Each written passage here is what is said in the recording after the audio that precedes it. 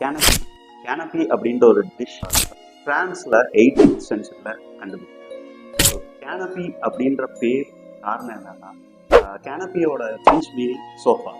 So ஒரு ப்ரெட்டில் அதுக்கு மேலே கார்னிஷிங் டாப்பிங்ஸ் எல்லாம் போட்டு சின்ன சின்ன பார்ட்டி அந்த கேதரிங்ஸ் கெட் டுகெதர் எல்லாத்தையுமே சர்வ் பண்ணி காலப்போக்கில் ஒரு சின்ன வேஃபர் பேஸ்கெட்டில் இந்த மாதிரி ஒரு வேஃபர் பேஸ்கெட்டில் கார்னிஷிங் எல்லாம் போட்டு கொடுக்க ஆரம்பிச்சோம்.